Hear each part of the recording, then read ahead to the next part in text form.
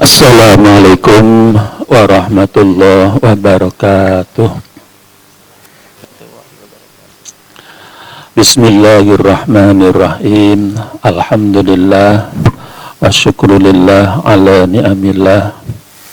Wa la hawla wa la quwwata illa billah. Amma ba'd. Anak-anakku, santri-santri Madrasah Sanawiyah Tasfiqut Thullab TBS Kudus yang kami banggakan dan yang kami cintai, alhamdulillah kita bisa bertemu lagi dalam mata pelajaran yaitu Quran Hadis, walaupun dengan live streaming yaitu daring. Maka walaupun kita seperti ini, semoga Allah Subhanahu wa Ta'ala memberikan kepada kita semua yaitu diberi panjangan umur, sehat walafiat, sehat jasmani, sehat rohani, dimudahkan semua urusannya, dan mudah-mudahan keluarga kita semua mendapat perlindungan dan mendapatkan ridha dari Allah Subhanahu wa Ta'ala. Amin, Allahumma amin. Bagaimana anak-anakku semuanya, sehat-sehat ya? Alhamdulillah. Untuk materi hari ini yaitu kita menginjak yaitu bab yang kedua, yaitu anak-anak nanti bisa menyiapkan buku LKS-nya atau buku panduannya, atau mungkin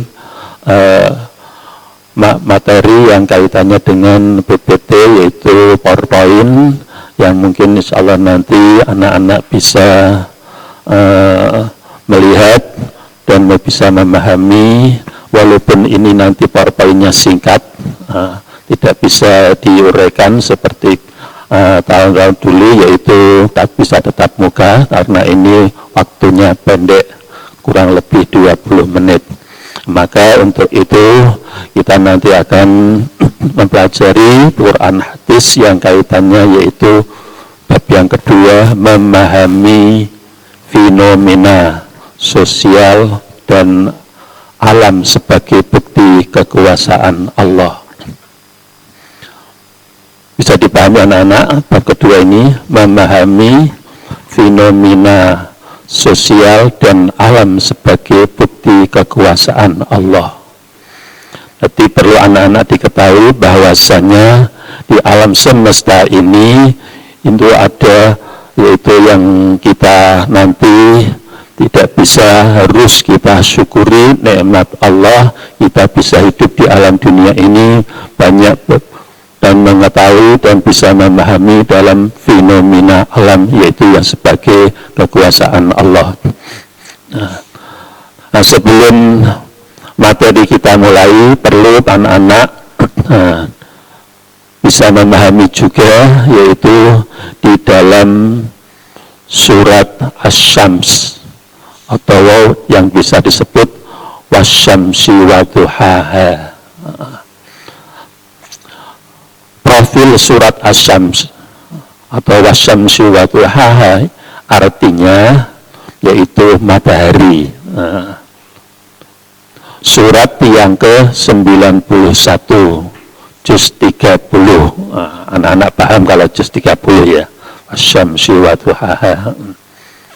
Jumlah ayatnya nanti anak-anak saya buka ayat Al-Qur'annya, di sini sudah ada jumlah ayatnya, yaitu ada 15 ayat. Nah, golongan surat yaitu termasuk Makkiyah atau yang bisa disebut turun di Makkah, Makkiyah, yaitu turun setelah surat Al-Qadr. Anak-anak kira-kira ada yang sudah hafal surat Asy-Syams? Bisa anak-anak membaca surat Asy-Syams yaitu mulai ayat 1 sampai 15. Bisa dibaca bersama-sama? Monggo.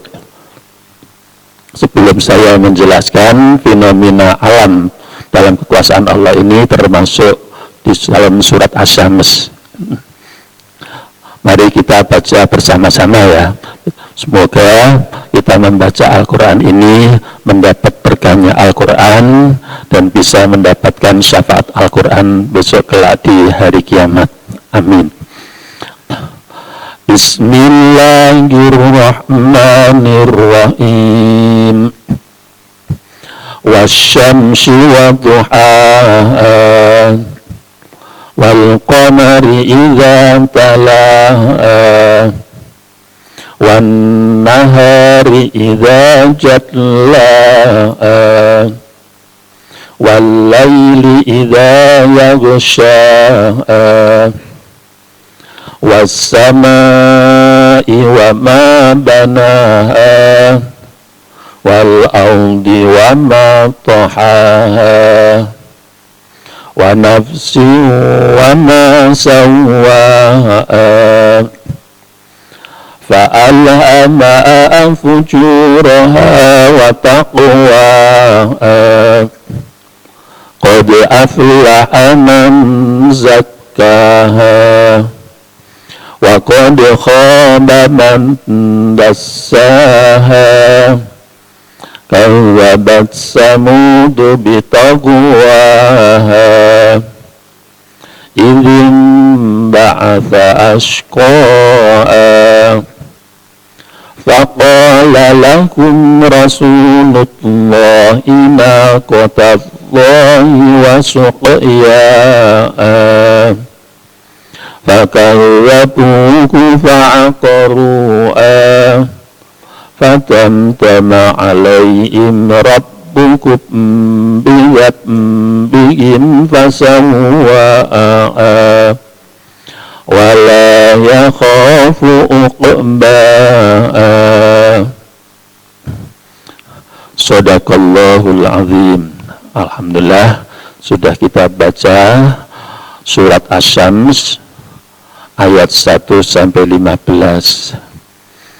Artinya, kalau kita baca artinya keseluruhan, di sini sudah kita artikan, sudah ada penjelasan ayat tersebut atau surat tersebut dengan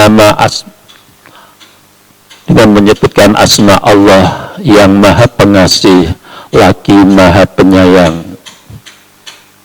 Ayat 1, demi matahari dan cahayanya di pagi hari. 2, dan bulan apabila mengiringnya. 3, dan siang apabila menampakkannya. Ayat keempat, dan malam apabila menutupinya. 5, dan langit serta pembinaannya. 6, dan bumi serta penghamparannya. Ayat 1 sampai 6 ini yang menyebutkan tentang kekuasaan Allah dalam fenomena alam ini. Ayat yang ke-7, dan jiwa serta penyempurnaannya atau ciptaannya. Ayat ke-8, maka Allah mengilhamkan kepada jiwa itu jalan kefasikan dan ketakwaannya. Ayat ke-9, sesungguhnya beruntunglah orang yang mensucikan jiwa itu. Ayat ke-10, dan sesungguhnya Rasulnya merugilah orang yang mengotorinya. 11, kaum Samud telah mendustakan Rasulnya karena mereka melampaui batas. Ayat ke-12, ketika bangkit orang yang paling celaka di antara mereka.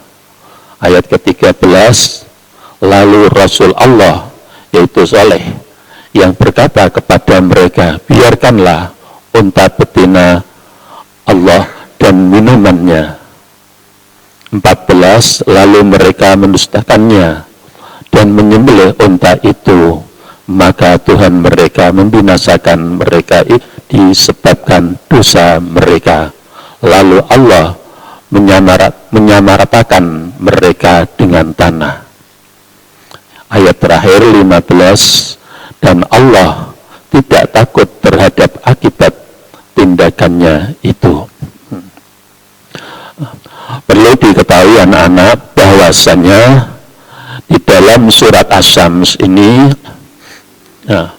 perlu kita jelaskan sekilas yang kaitannya dengan surat Asy-Syams ini, yaitu asbab nuzulnya dulu. Asbab nuzulnya Quran surat Asy-Syams yaitu adanya anjuran untuk melakukan berbagai macam kebaikan dan menghindari segala bentuk keburukan. Jadi di dalam surat asbab nuzulnya surat Asy-Syams ini yaitu dilakukan untuk melakukan sesuatu yang kebaikan dan menghindari segala bentuk keburukan, yaitu yang bisa disebut yaitu amar ma'ruf nahi mungkar. Karena perlakuan dari orang-orang dahulu, orang-orang kafir dulu seperti orang kaum Samud, itu tidak mematuhi daripada yaitu perintah-perintah Allah atau perintah-perintahnya Nabi Allah. Akhirnya disitulah orang-orang Samud disamaratakan dengan seperti tanah yang tidak ada apa-apanya, jadi ditindas atau mungkin disiksa oleh Allah. Hal tersebut manusia harus memperhatikannya, kalau tidak mereka terancam mengalami bencana sebagaimana yang pernah dialami oleh umat terdahulu. Nah, inilah akibatnya di dalam surat asbab nuzulnya Asy-Syams, yaitu kita intinya yaitu diperintahkan oleh Allah, apa-apa yang diperintahkan oleh Allah harus kita jalankan. Apa-apa yang dilarang atau tidak boleh mengerjakan atau mengamalkan, harus kita hindari, kita jauhi. Contoh, ini ada contohnya. Kebahagiaan dicapai dengan menyucikan dan mengembangkan diri. Kebahagiaan dicapai dengan menyucikan dan mengembangkan diri. Jadi kita harus bisa mencapai kebaikan. Syukur bisa sama-sama dengan menyucikan dan mengembangkan diri. Sebaliknya, kesengsaraan adalah akibat memendam potensi positif. Kesengsaraan berarti kita sengsara, berarti kita tidak bisa melakukan apa yang diperintahkan oleh Allah. Itulah nanti akibatnya akan terjadi yang mungkin orang-orang terdahulu atau orang kaum terdahulu menjadi orang yang kena siksaan oleh Allah. Kaum Samud menyembelih unta yang keluar dari batu, padahal Nabi Soleh memerintahkan berpesan agar mereka menjaga dan merawatnya. Tapi disitulah kaum Samud tidak mentaati perintah nabinya Allah, yaitu Nabi Soleh. Nah, inilah sekilas tentang asbab nuzulnya surat Asy-Syams. Selanjutnya, isi kandungan daripada Quran surat Asy-Syams perlu anak-anak diketahui dan perlu dipahami. Nah, perlu ada sebagai alat tulis yang perlu nanti anak-anak yang mungkin belum bisa memahami bisa dicatat dan nanti bisa ditanyakan, karena waktunya nanti ada 5 menit untuk menjawab pertanyaan kalian. Isi kandungan daripada Quran surat Asy-Syams ayat 1-6 yaitu menjelaskan tentang fenomena alam di dunia ini. Antara lain ada matahari yang memancarkan sinarnya di pagi hari. Seperti pagi hari ini, gimana anak-anak? Kita bisa menikmati matahari dan bersinar, suasana adem, sejuk. Pagi hari ini tidak hujan ya di sana anak-anak. Mungkin ada sebagian mungkin yang di luar kota mungkin mendung atau mungkin hujan, atau yang mungkin belum bersinar karena ketutupan mego awan. Nah, ini pas kebenaran di sekitar madrasah TPS ini matahari bisa menerangi di halaman sekolahan kita ini. Inilah termasuk fenomena alam yang ada di dunia ini, termasuk matahari. Yang kedua yaitu bulan. Oh maaf, tulisannya bulan, ini kurang L. Bulan yang muncul mengiringi terbenamnya matahari. Jadi nanti setelah matahari terbenam, diiringi nanti bulan. Bulan muncul. Mungkin tanggal 1 belum bisa kelihatan langsung, tanggal 2, mungkin tanggal 15. Nanti bisa muncul besar sekali. Berarti sesuai dengan tanggalnya bulan. Tanggal 1 kecil, mengecil, akhirnya membesar sampai tanggal 14, 15, 16. Itu 14, 15, 16 bulan sekali. Nanti tanggal tambah tua tanggalnya, tambah berkurang mengecil habis. Itulah menunjukkan kekuasaan Allah. Kok iso ngono ya? Inilah, maka kita harus berpikir dengan pikiran yang jernih bahwa kalau ini adalah kekuasaan Allah, bukan karena manusia atau mungkin makhluk yang lain. Inilah Khalik Allah Subhanahu wa taala yang menciptakannya. Dan malam hari ada berganti bulan yang menyelimuti siang sehingga datangnya kegelapan.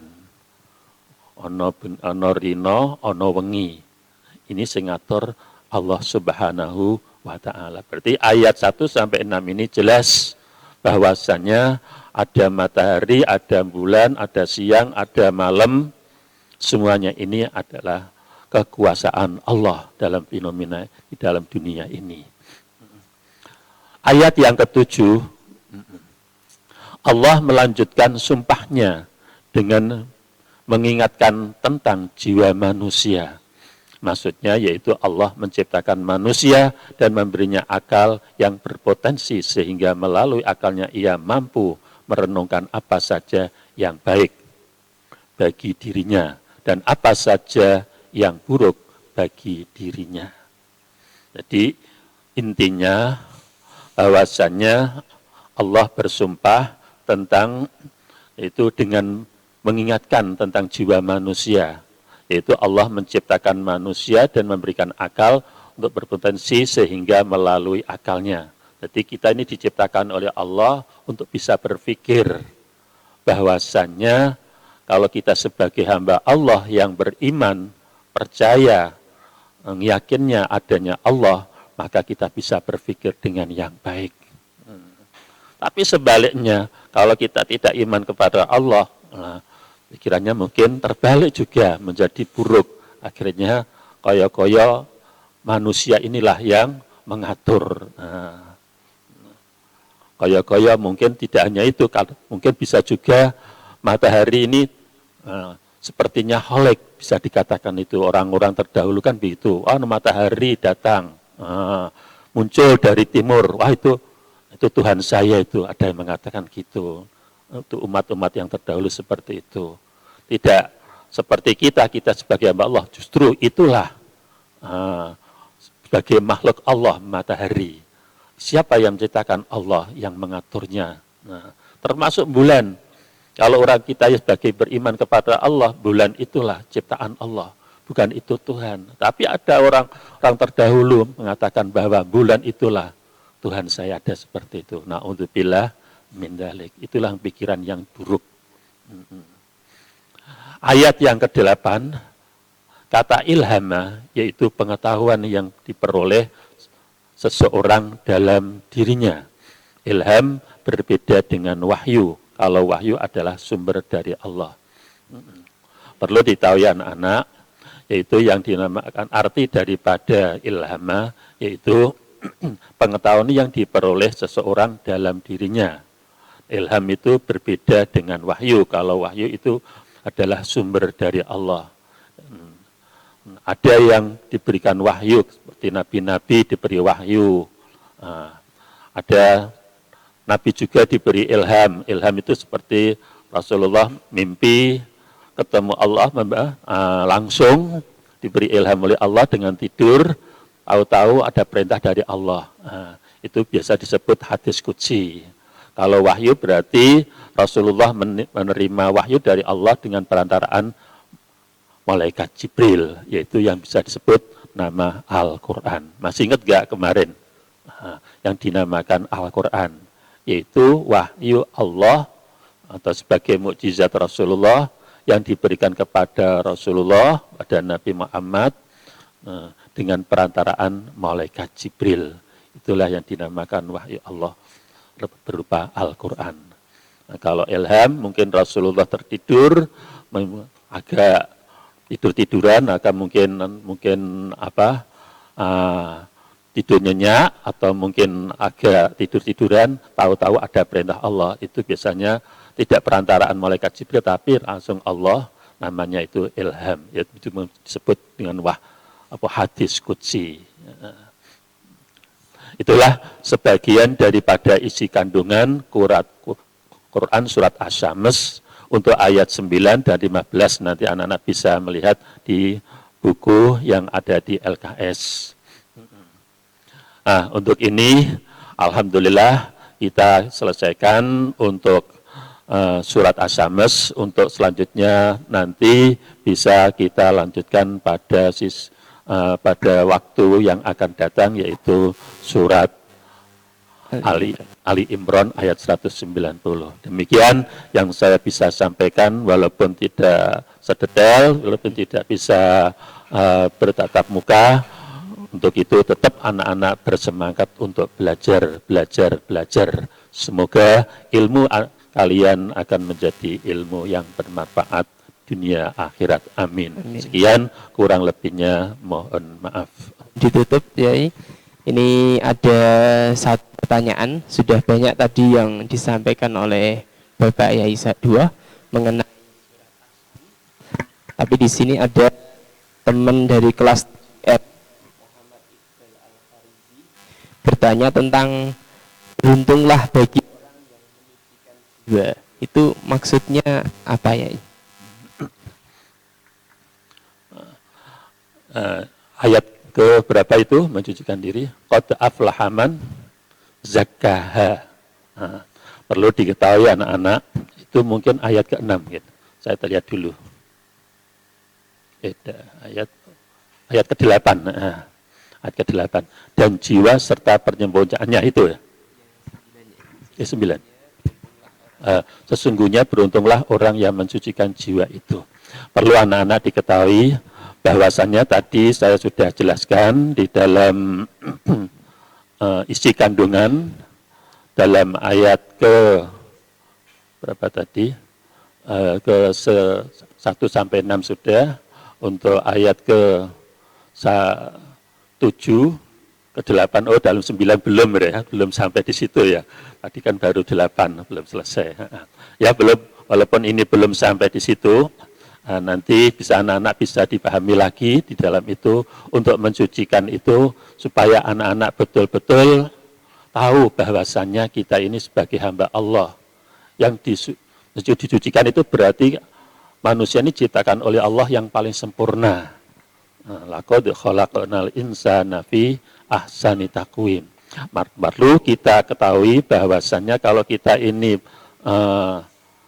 suci, ini bahwa perlu kita mengetahui bahwa itu Allah menciptakan langit, bumi, dan seisinya itu adalah ciptaan Allah. Berarti kita ini suci. Suci mengetahui tentang akal pikiran kita ini bisa mengetahui bahwasanya kita sebagai hamba Allah, iman, percaya, yakin adanya Allah. Itu betul-betul, itu nanti anak bisa memahami tentang itu. Kalau kita ini sebagai hamba Allah yang sempurna, yang perlu kita kembalikan lagi kepada Allah, bahwa semua urusan, semua apa-apa yang ada di langit dan bumi ini adalah yang menciptakan oleh Allah Subhanahu, termasuk diri kita ini. Walaupun penuh dosa, tapi kita bisa memahami hal itu, menjadikan kita ini sebagai hamba Allah yang suci. Syukur kalau kita nanti sampai akhir hayat, katakanlah meninggal, husnul khotimah, inilah nanti tempatnya surga. Allah berarti cocok dengan apa yang diperintahkan oleh Allah Subhanahu wa taala, yaitu wama